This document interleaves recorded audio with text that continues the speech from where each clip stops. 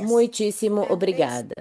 Antes de começar, então, gostaria de agradecer pelo convite e também ao doutor João Aprígio e ao doutor Alejandro Rabuchetti, da Rede Global, e cumprimento você também, porque eu lembro de você com muito carinho, como a minha mestre, e um exemplo para seguir. Muito obrigada. E também quero agradecer o apoio às autoridades do Centro Nacional de Vida de Gênero e Saúde de Reprodução, da Secretaria de Saúde, a licenciada Promolag e o Dr. Alberto, que começaram. E quero agradecer à engenheira Soti Tofinho, que é a pessoa que nos apoia nessa transmissão. Eu vou começar. Para o México, falar de amamentação em condições de emergência, bom, é também falar de todo um sistema de proteção civil que tem muitos anos já funcionando no meu país e do qual tirei informação das declarações de emergência, desastres e contingência de 2000 a 2024. Dessas 2.449 declarações, então, os 51% corresponde a emergências e o 16% a declarações de desastres. Essas declarações, principalmente o motivo é hidrogeológico. A maioria deles é 91%, e vocês podem ver nos mapas ao lado que as áreas mais complicadas no nosso país são a parte da costa e as penínsulas. No norte do país, para secas, mas o sudeste do nosso país sofre com as placas tectônicas, temos 3 vulcões ativos e estamos então em uma situação de alta exposição a ameaças naturais devido à nossa geografia. Temos o sistema de proteção civil, que sempre que se faz uma declaração, então, o que para nós é a Secretaria do Governo que faz a organização dos resgates. Quando pediram as reflexões, então eu fui a 2 eventos que nos levam em relação ao tema da amamentação. O primeiro foi o problema em 2017, em setembro, que foi um problema que teve uma magnitude de 7 graus, que afetou o centro da República Mexicana. Foi 19 de setembro que nós, então, tivemos aí estamos com isso muito vivo na memória, porque anos antes, em 1985, também houve um terremoto de grande magnitude. Então, quando esse evento, pensamos que a nossa resposta foi ambígua para o tema da amamentação. Não tínhamos esse tema específico para uma atividade de proteção à amamentação. O que tivemos então foi dificuldades porque não existia um protocolo de manejo em relação à amamentação nos albergues, nos estados e dentro dos grupos de proteção civil. Também em relação aos albergues, alguns foram muito locais, outros organizados inclusive pelo Exército. Percebemos que fazia falta o apoio dentro desses albergues para continuar promovendo e protegendo a amamentação. No México, quando existe um albergue, a maioria das famílias voltam, se é possível, obviamente, aos seus domicílios para resgatar o que eles podem. E voltam também às noites para poder descansar nos albergues que são seguros. Nem sempre é assim, dependendo do tipo de catástrofe ou de emergência. mais ou menos como funciona. Algumas vezes as mães ficam com os pequenos, com as crianças, e a população masculina volta e tenta salvar os seus pertences. E também vimos que apareceram de forma indiscriminada por muitos espaços do centro da República, mas também instituições, organizações internacionais, como a Unicef, organizações da sociedade civil, empresas e cidadãos, para fazer algumas ações, e o que é importante destacar para ver como crescemos é, mamadeiras e alimento também para os bebês. Bom, foi um grande, grande desafio poder começar a limitar esse tipo de solicitações. Todas eram com muita boa vontade, mas também com pouco conhecimento. A Secretaria de Saúde, Unicef, sociedades acadêmicas e organizações da sociedade civil que trabalham a favor da amamentação materna. Nesse momento, esses também entraram, fizeram cartazes, colocaram nas latas de leite também propagandas. E também outros grupos a favor da amamentação colocavam que era melhor amamentar, a amamentação materna, colocaram telefones caso chegasse alguém ou tivesse alguma dúvida e precisasse perguntar algo. E também falar disso e os riscos de usar isso. Bom, algo complicado porque a população no geral teve uma resposta ambígua. Pessoas a favor que diziam sim, temos que proteger a amamentação, e pessoas que diziam mas não podemos deixar as crianças sem alimento, precisamos então de leite materno. Então, foi um ponto que nos fez ver de uma forma muito direta que tínhamos que avançar nesse tema específico.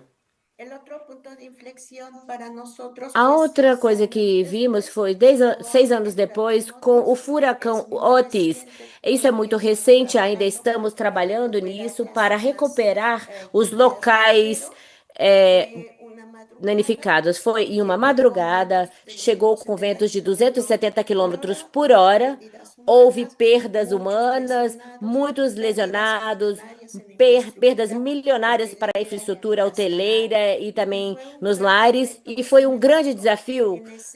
Contudo, nesse momento, notamos que havia mudado a dinâmica da organização dos postos de coleta e alguns já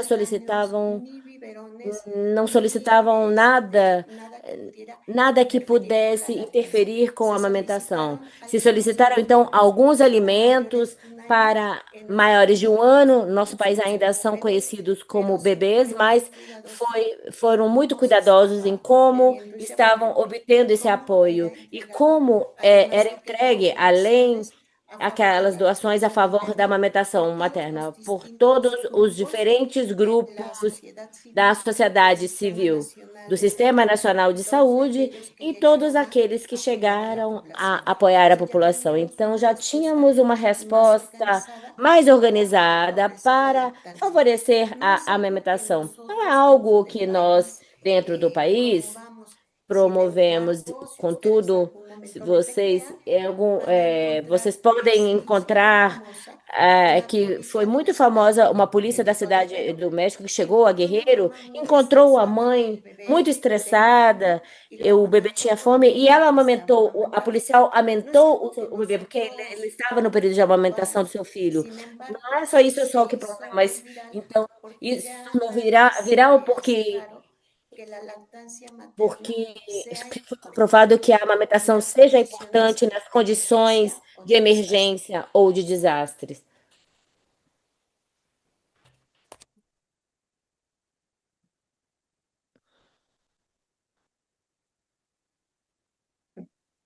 5 minutos mais, doutora.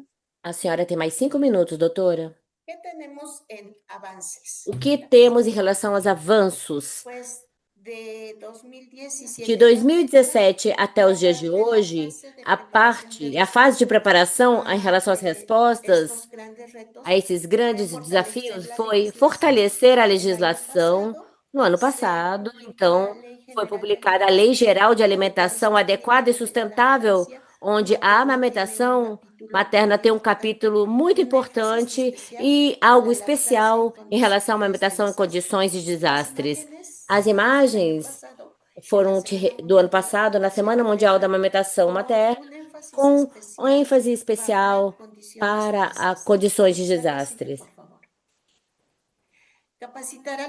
Capacitar os funcionários, isso era muito importante, porque se não existia um protocolo ou conhecimento e uma organização antecipada do que teria que ser feito em um evento desse tipo, então vamos, vamos continuar então tendo as mesmas respostas.